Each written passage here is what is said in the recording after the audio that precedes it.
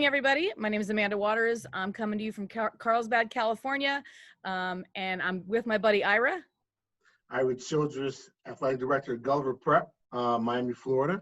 We're excited to be here. Just a few notes before we get started. Our special guest is stuck in a meeting, so we're going to actually start the meeting like we normally start, and then when he can join us, he'll join us. But before we do that, we need to pay tribute to my good friend and partner, who is now an athletic, a new athletic director at a new school. Amanda, I want to congratulate you on all your hard work and now being the new athletic director at what I and many feel is. I'm Reed Hollinger, new assistant athletic director.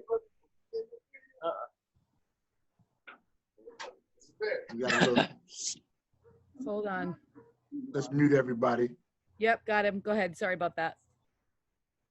So, yeah, I want to congratulate you on, Amanda, being the new athletic director at what I feel and many feel is the best athletic program in the country. I saw that the football team was ranked number 2 in the nation. I know your girls basketball team are perennial power. I know the boys basketball team are perennial power. I saw them playing in a state championship last year.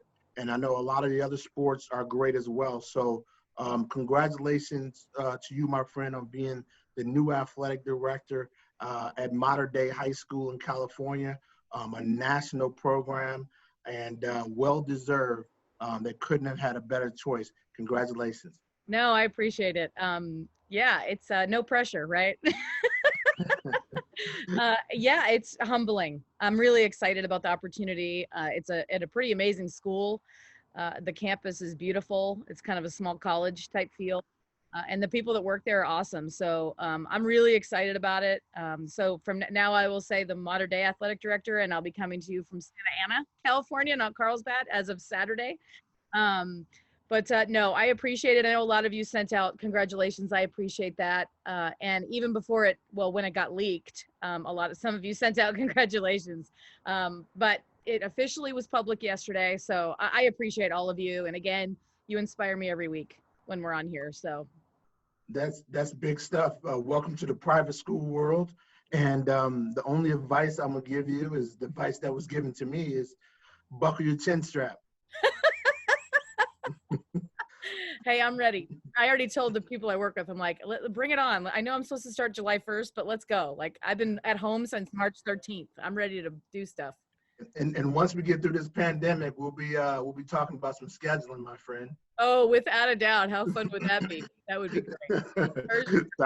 Sounds good. So we want to jump right into, I know I sent some other stuff later for the agenda. There's a lot to talk about, a lot going on as we sit here on June 24th. Right. So let's start with this, Ira, first, before your speaker comes on.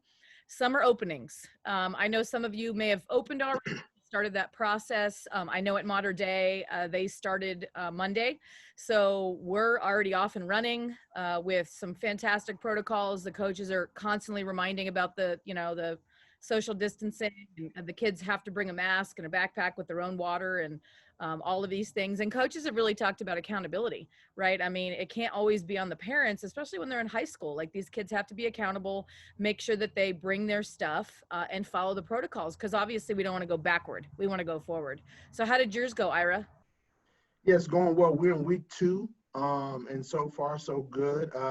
There's a lot to it though. So anyone who's looking to start up, the biggest thing that we've seen is not, all the coaches are, following the protocols, during the workout sessions. But, the biggest thing is when you have breaks, making sure that your student athletes during the breaks are social distancing. Because, student athletes obviously across the country, and I know we're going to talk about this a little bit later, are getting COVID-19. And, the problem, obviously, when you get it, there's a quarantine period and all of that, and we'll go through all of that process later. But beyond that is most of them, majority of them are asymptomatic. So it's not like, they know they have something coming on or they can feel something. And, so that's something that you need to really look at, and cases are spiking up around the country a little bit. So that, how do you handle that? How do you work through that? I mean, there's a lot of things that are at play here. The one thing I can tell you is, and we've been talking about this for months, but I think it's becoming more clear. Don't expect a normal athletic year, a normal athletic season. Start planning now for things that are going to be different as we kick off, Amanda. Yeah, I agree. Damon Chase wants to chime in a little bit. Damon, can you unmute yourself?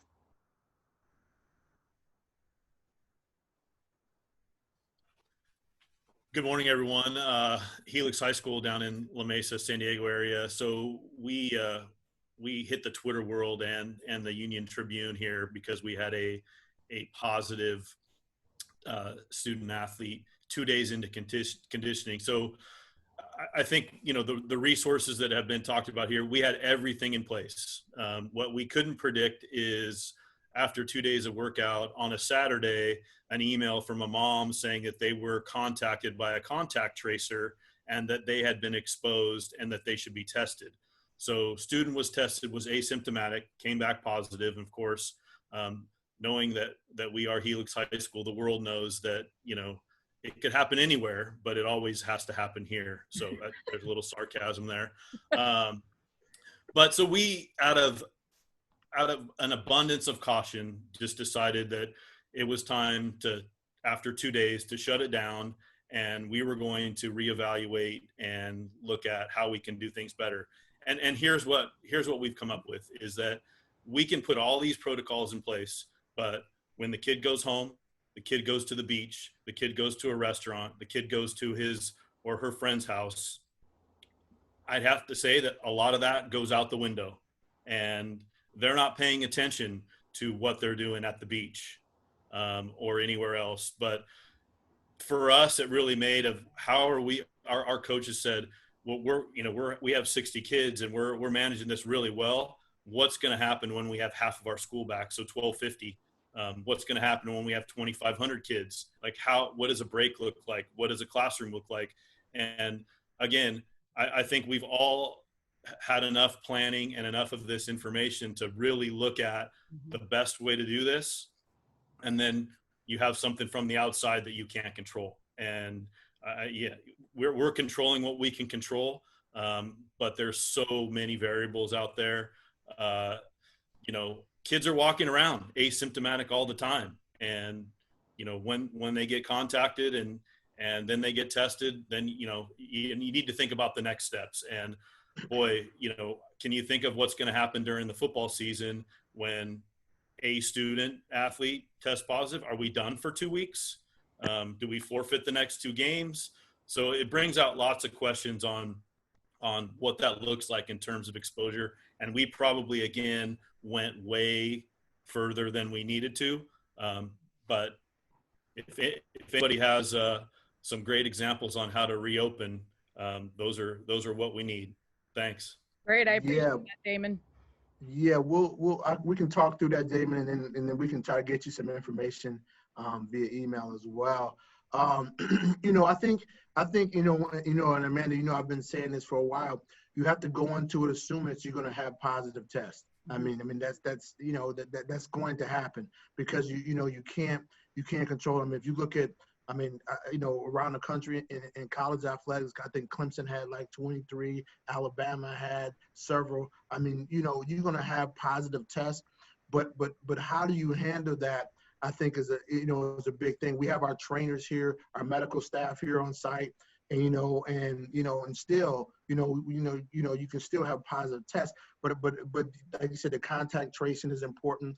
Are you hiring somebody that's doing that contact tracing? Are you, working with your county who's doing that contact tracing? That's important. But understanding that, with the positive test, our school is kind of looking, I know a lot of schools are looking at this too in terms of, this is what school is going to be like. So if athletics is kicking off first, we're the trial and error, because school is going to kick off after that, and then how you handle that, and I know we have a COVID task force, internal and external, and they're working on things, and you try to do everything in your power to make it as safe as possible, but at the same time understanding that none of this is without risk. I mean, everybody knows that. And then once there is, the positive test, what are your protocols? Is the protocols 14 days out? I would assume that would be one of the protocols, would be 14 days out. And then after that, you need to have a couple positive tests a couple of negative tests, before you come back after the 14 days. So now you've made it a little bit longer. And is it, you have, 2 or 3 student athletes test positive? Does that mean you shut down, or does that mean that you try to do the best you can to isolate them and then do a contact trace and then work through that? Because when you come back to school, if you have a few cases right away, I mean, will you be able to shut down school? I mean, how's that working? So, do you have a threshold and say, you know what, we can handle this many cases, we're not going to shut it down? So those are things you need to talk to administration about, because that is going to happen. I mean, no matter how safe we are, it's going to happen to all of us who come back. So how do you manage that? And, that's a big thing, Amanda. Yeah, I agree. I mean, I think you have to have a protocol in place for that. And, it sounds to me, especially with Damon at Helix, sounds like you guys were on it as soon as you found out. You shut it down and figured it out. And then Chris Hobbs also says they're back. Chris, you want to talk about yours a little bit too? Just 2 pieces of advice for everyone. We're back just about 2 weeks now. Ira, how are you, my friend? How's Miami? Good to see you, buddy. Good. So we're at the Kings Academy in West Palm Beach, Florida, blessed with some resource. And so I've got a director of sport medicine and director of sport performance that have leaned in on this. I've got a director of athletic operations, a lot of good people that have leaned in to help us develop this plan. The only 2 pieces of advice I would give, Ira's right on point, is have your plan for what you're going to do when someone gets COVID, because until there's a vaccine or there's herd immunity, we're all probably getting this thing. And so that doesn't have to be all that scary, as long as you have a plan for what you're going to do and be very clear with your families. So Ira's right on point with that. Only 2 pieces of advice I would give is, number 1, go to great lengths to communicate to your families what your guidelines will be before you bring everyone back. We hosted a large parents webinar where my director of sport medicine, director of operations, director of sport performance, and myself, we ran a webinar, literally walked our families through these guidelines, because for many of us, this will be our school's first attempt to bring kids back to campus. And so you've got entire administrative teams and entire academic departments that are really, for some of us, K-12, that are hinging on this going well so that we can build trust with our parent communities that, hey, listen, we can bring your kids back and we can bring them back safely. And so athletics is going to get the first crack at that. And so I would say proceed forward, but proceed forward cautiously and slowly, and let it unfold at a very slow pace. My director of sport performance is calling it slow cooking. We are just going to slow cook this thing. And so that would be my first piece of advice. And my second piece of advice would come from the director of my aquatics center, who's incredibly type A. He's kind of perfectly suited to run something like this. And he said, Chris, we're all going to have our plans. Every school in America is going to have their plans, but whoever's successful will execute the crap out of their plan. And so that would be my second piece of advice. Whatever you say you're going to do, man, do it rigidly, relentlessly. And that'll build a lot of trust with your families, and everything else will begin to fall in place slowly. And so 2 weeks in, that has been our experience so far. Parents were ready to go. They knew exactly what we were trying to do.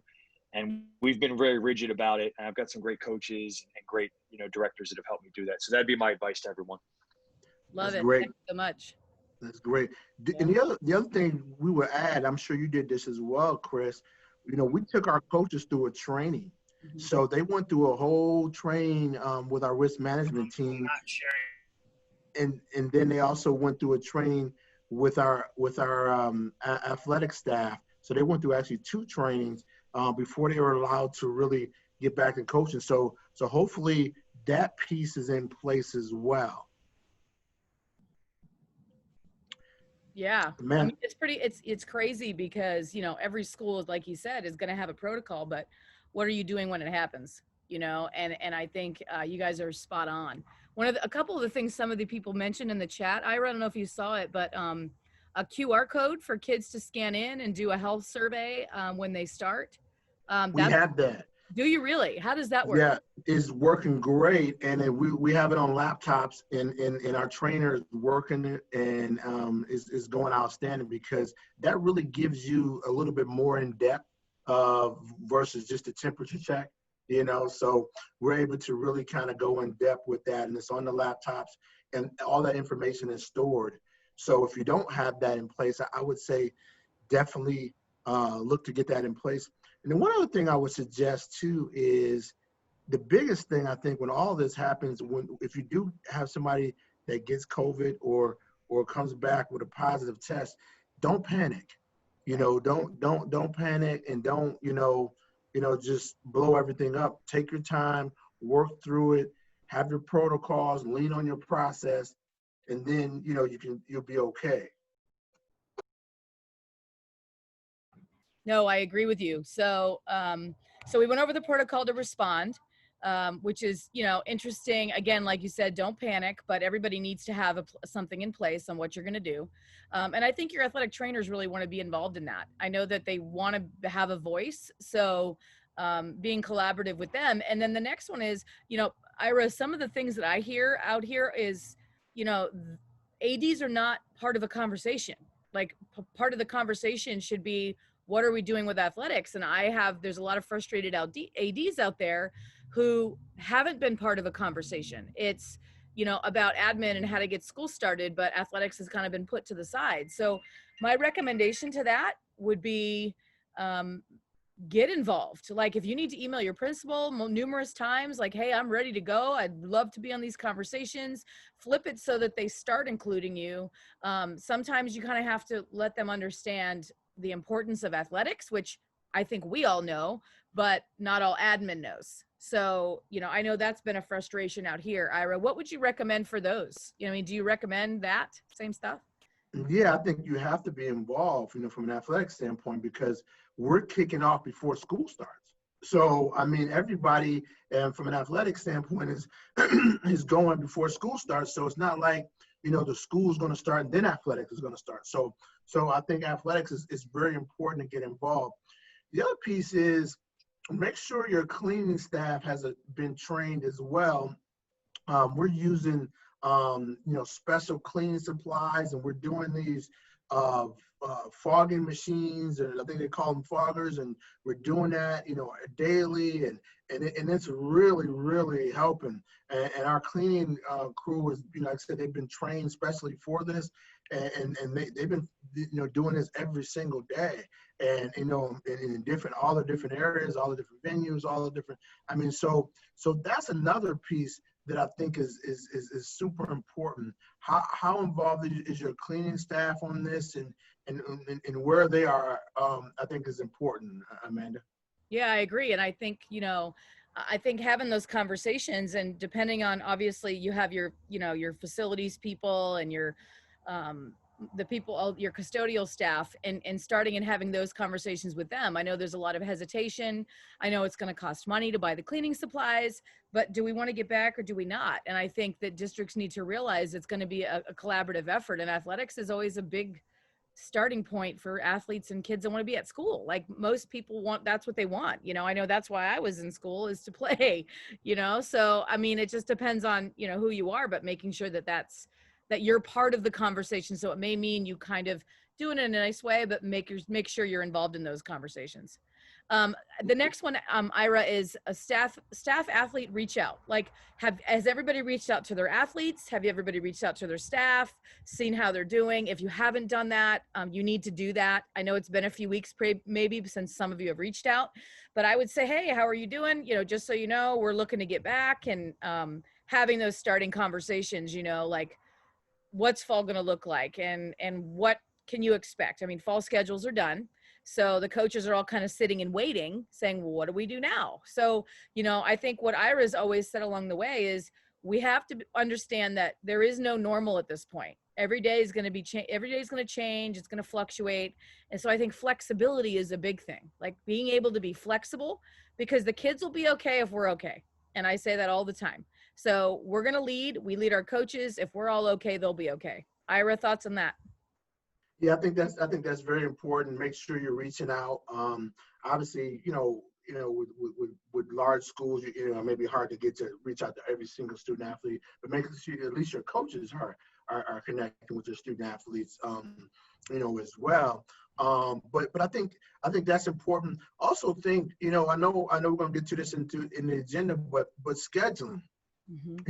We got some emails this morning. I know Chris and I were on a couple of those emails where I know some people are really looking to cut back on their schedule a little bit, and maybe trim it down, so if hopefully you're not one of the people that are looking to move off their schedule, but I would be looking at my schedule and saying, you know what, it may not look like it normally looked. That game that we were going to play, 2 states away, or some of the things that we were planning on doing with travel wise, that may not happen.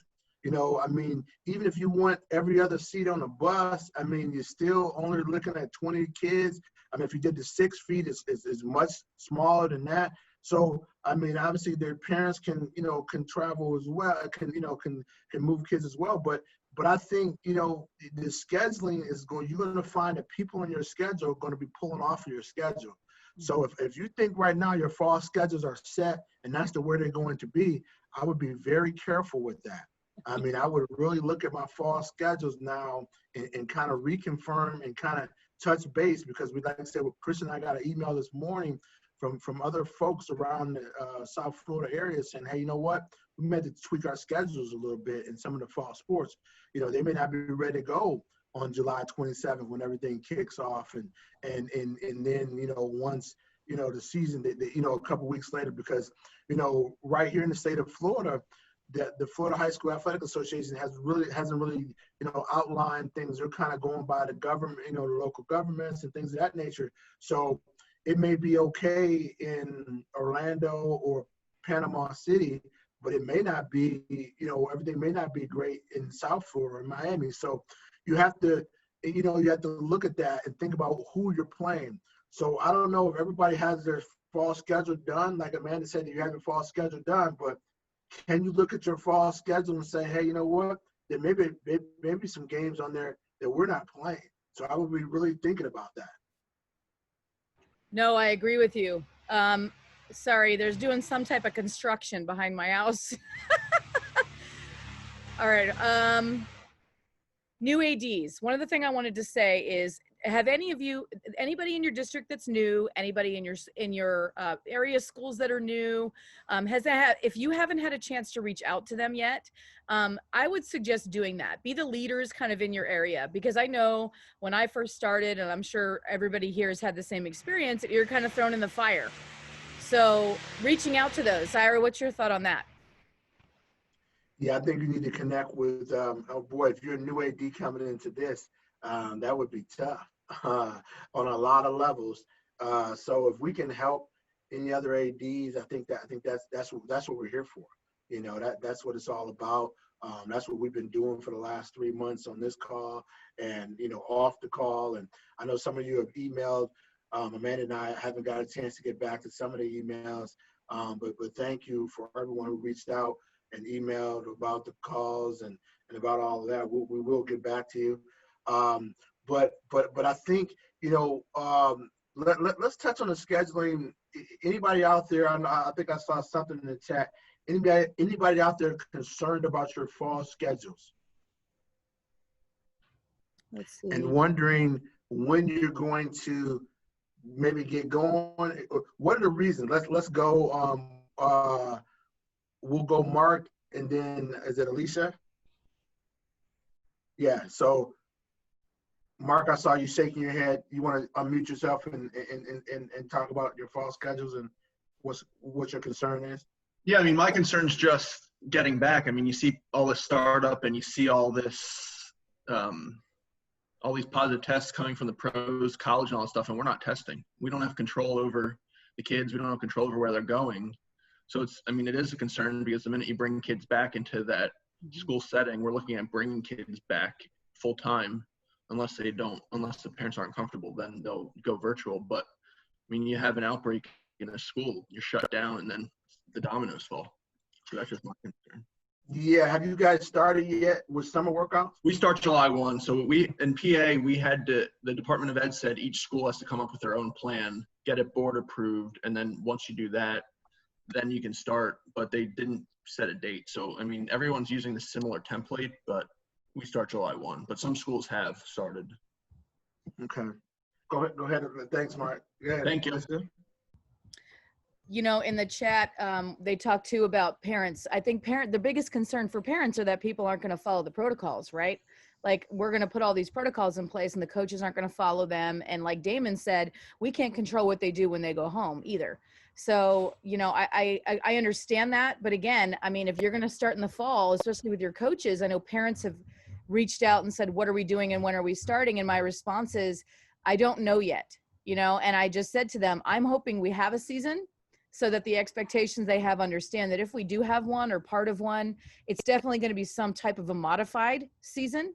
And I also told my coaches, don't schedule in August. I would say schedule September and on, and possibly no out of state if we can help it, because who knows what the restrictions will be when those start, and that may stop some of those out of state, out of county school games as well.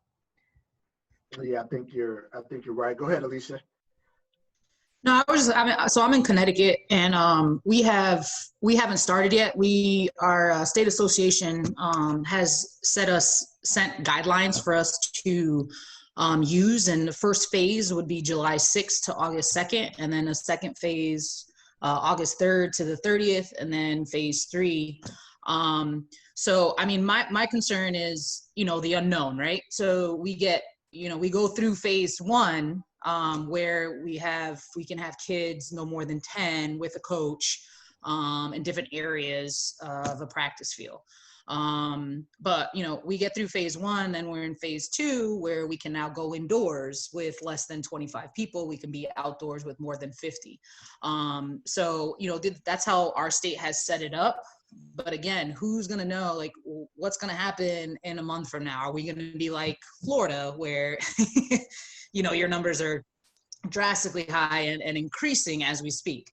Luckily Connecticut is one of the four states that has kind of stayed on track and doing things, I guess, the right way. But again, we just don't know what it's going to look like for our high risk sports like football in the fall. And then, soccer as a moderate risk. The CIAC categorized all the sports in different risk categories. So we might be starting the football season 3 weeks later. And then just having a shorter season. And this might happen with some of our other sports. But can we have a full season with cross country? It's just the unknowns and all these questions. Right. No, that makes sense. And I know a lot of people, are concerned about football from a standpoint. It's probably the most high, that and wrestling are probably the most highest risk sports, with COVID. We had something sent to us by some state officials, talking about different things. They were, maybe recommending a special type of mask for football season for student athletes to wear. I know I think Under Armour or one of them just came out with a special type of mask that you could wear where it's a breathable one, it's not too hot and all that stuff. But there's so many different things that, people are coming up with. I think football is going to be very, very difficult. It's going to be very, very difficult. I think it can be done, but it's going to be very, very difficult. And how do you manage that? And a lot of people need football from a revenue standpoint. I was reading something before I came on from an AD who said, boy, if they don't have football, they're not going to be able to support the other sports, because that's the revenue that they get. So it's a tricky game right now, but I think, football is going to be one to see how everybody manages it going forward. I think that's probably going to be the baseline, Ira, right? Like, I mean, everybody, that's their moneymaker, right? So as much as we love all of our sports and equally and all of those things, I think football coaches, all the players, the parents, I think that's going to be a big determining factor on how we move forward with everything. So hopefully, you know, everybody gets on board. I know at our school, they're pretty serious about it, which has been great. So, all right, let's move on to potential vaccines. So they're talking about having a vaccine, right, this school year, which is really amazing. I mean, that's a really quick turnaround. I mean, how that would potentially affect our seasons, I would imagine that it would really help us, because now knowing that there's at least, you know, a vaccine out there is a good thing. And then, you know, if everybody gets it or they don't get it, it will help us. What's your thought, Ira, on that? Yeah, you know, I saw Dr. Fauci, I think, came out yesterday and said, not what, not when, not if, but when vaccine. He felt like there'll be vaccine by the end of the year, if not the beginning of 2021. Dr. Fauci felt like that would happen. I think that would change things dramatically. Obviously, you'll have your anti-vaxxers who said, no, we're not going to do a vaccine no matter what. But I think a lot of people would, especially even if they don't normally do vaccines, because this one could be a life-saving one, you know, for a lot of people, obviously. So I think they would do it, and I think it would help schools and athletics tremendously. The one thing you would have to, it would be interesting, would be, would any school districts require it for sports? I mean, how far would people go with the vaccine? That would be something that's very interesting, Amanda. Yeah, I agree with you. All right, so let's talk about this year and what success looks like. And I think at every school and every district, it's going to be a little bit different, right? But I think success for this year is going to be getting those kids back out there safely and playing the sports they love, keeping it as positive as possible. You know, I think everybody's going to need a little extra love after all of this, including coaches and players and parents and everybody, and us, right? So yeah, what does success look like? And I think each of us should ask ourselves that. Like, our bars set pretty high in some of our schools, but what truly do we look at for this year as success? Ira, what's your thoughts on that? Yeah, I think it's success is, has to be looked at, to me, this year, is getting out there and competing. I mean, I think that's very important, to try to get our student athletes out there to compete. Normally, one of our 5 pillars is championships.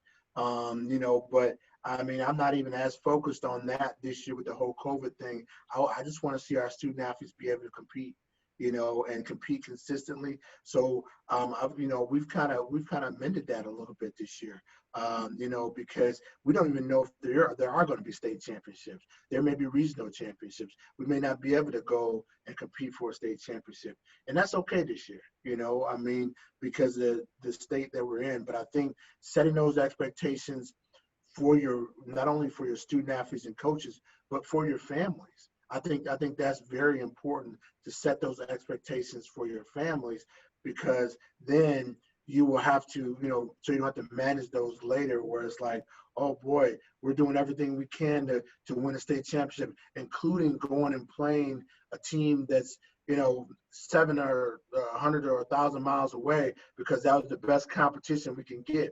Well, you know what? We may not do that this year. We may not play that team.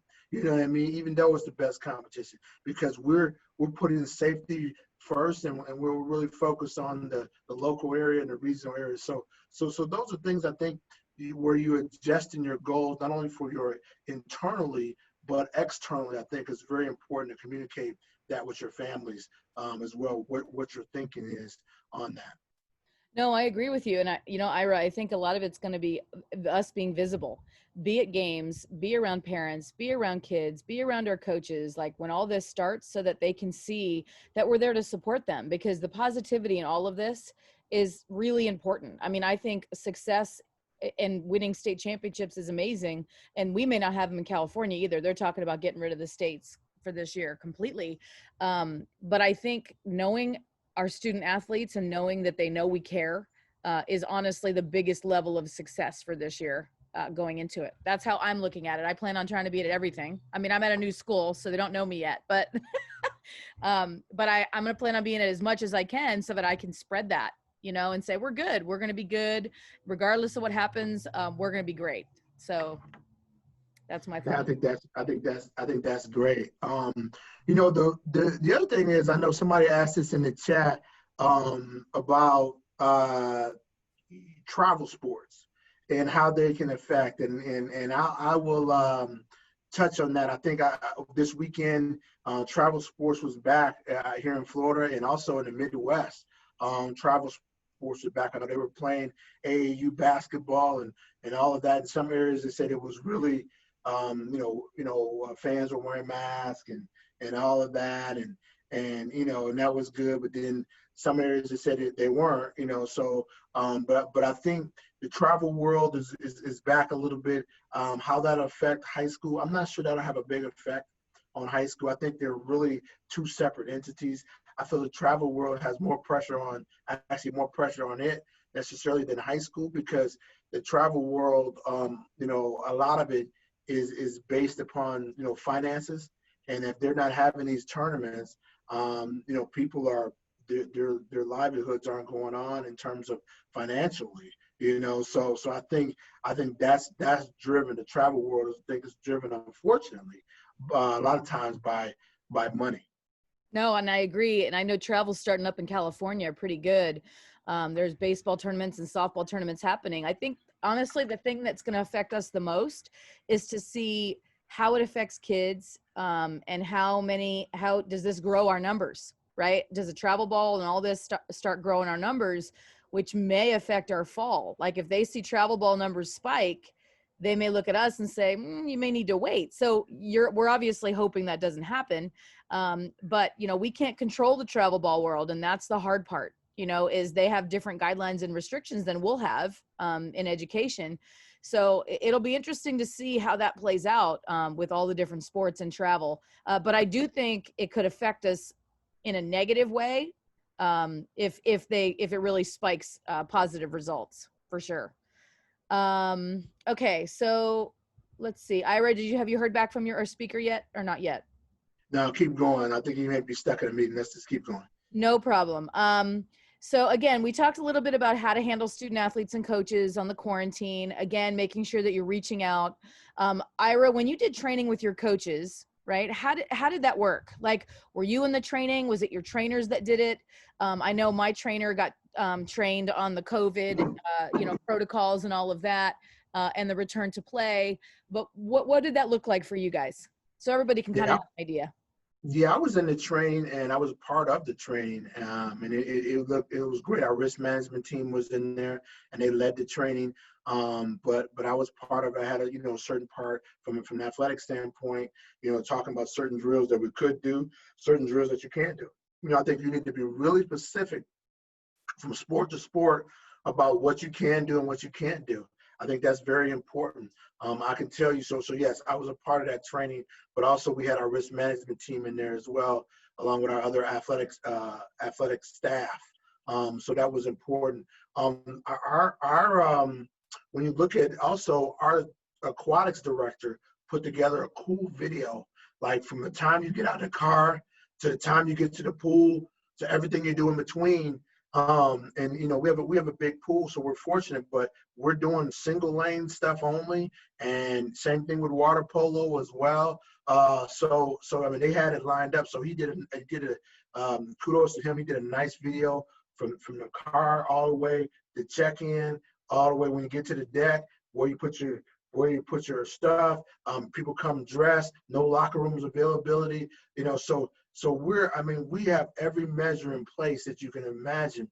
And I think it's important that you're really articulate with not only all your protocols, but what specific drills are your coaches doing? And you really need to really talk about that and plan that before you open up back in the summer. Now we went from, because we have open now for sports, we have soccer, we have basketball, we have volleyball, we have football, we have swimming, we have water polo, So we have a lot of variety, baseball, softball. They haven't done anything yet, but they're open. Track. So we have a variety of sports open. So you have to be really, really thinking about all the different things you want people to be able to do, your coaches to be able to do when they get back, Amanda. Yeah, I agree. I don't know how you'd feel about sharing that video potentially so people could look at it. I actually don't start at Modern Day till next week, so I don't know the videos and stuff. I know what I've seen up there, but if you could share that or wouldn't mind sharing that, that'd be great. I think it's good for a lot of these ADs to see visually what that would look like. And so, yeah, I would love for that. One thing I'll touch on just so everybody knows, we had some kids in an accident this morning. So we've lost some of our, from Carlsbad High. We had some kids that were in a bad car accident. So if I'm seem a little distracted, I'm getting blown up on my phone. We're trying to figure out which kids and who's in ICU and all of that. So I apologize. I'm not totally here yet. And that's really hard news to hear, as all of us know, with our student athletes. So I'm just kind of waiting on names, but Ira, that's pretty much all I have for my agenda today. But I do think one of the big things that I want to touch on, Ira, is for new ADs. And I can't stress this enough. Like, we need to help our new ADs a little better in general. We need to make sure that they have someone they can talk to and someone they can get information from and somebody they can learn from. Like, they need those things. And I know we have a lot of new ADs, even in the San Diego section. And now that I'm going up to Orange County, I'm going to send them all to Damon or all my North County people or everybody in, in San Diego. But we got to help each other, and, Ira, what's your thoughts there? Yeah, no, I think you're right. I see that chat is blowing up with a few questions here. Somebody said, how many our student athletes are on campus at Gulliver? And we have about 150 to 200 a day. So depending on the time of day and that, so a couple hundred student athletes a day, and obviously we have our security team here. And that's another thing with security. Make sure you have your security team ready in terms of, obviously, we have a campus security, but then we also have local PDs and police and everything here at Gulliver. But the one thing that they're watching, and I think it's important, we're not allowing any parents to come and watch practice and be on campus. So I think that's very important, because normally, they could come and hang around and, and be around. So, but now that's not the case. Our security is doing sweeps constantly, making sure, the parents aren't there. They only can drop off and pick up. So you want to limit the number of people that are on campus, and that, I think that's very important, because that could cause a lot of issues if you have other people hanging around practices and campuses. So that's something that's very important. I think a couple hundred people is fine, to work through, but make sure your security, your campus security, and everybody's there to watch that. I'm looking at a couple more. I just want to make sure we get any questions. Amanda, I agree with you just as far as working together and, and sharing this information, and getting this information out to everybody. We'll try to do that. I'll try to get that video out so people can see the video that our aquatics director put together. Is there any other questions before we go? I know we're going to take a break here. I see a lot of prayers going out to you, Amanda, and Carlsbad. Definitely, for sure. You guys are in our prayers. Yeah, we're gonna just so everybody knows, after this call today, we're gonna take a break for a couple weeks. I know we got 4th of July coming up and all of that. And Amanda has to get set in her new digs down at Modern Day, and then she'll come back and tell us all how it's done. Yeah, for sure. And but so we're going to be taking a break until the 15th, Amanda, of July. So please make sure you guys send us questions, send us things that have come up. We want to make sure that we're answering all the questions that you guys have, letting you guys talk if you want to get on here and bring up some issues or things that you've had. Again, I said it before, Ira, and I'll say it again. You know, I can't imagine how it's going to be, how it is right now for a new AD in coming into this situation. I know whoever gets the Carlsbad job, I will help them every second of the way. But it's hard enough for all of us. Can you imagine being new? So again, please reach out to those new ADs, and you know, we're strong because we're in our job, but we're stronger together. And Ira, it's always a pleasure doing this with you every week. And yeah, we'll take a few weeks off. My first day is next Wednesday, so it would be great just to give myself at least a little time to get into my office. And but again, it's so great seeing all of you. You're all super motivating to me. I love that you're all here, and I hope to see you again in a few weeks. All right. Take care, everybody. Let us know if you have any questions. Feel free to email us any questions you have, okay? Take care. Take care. Bye.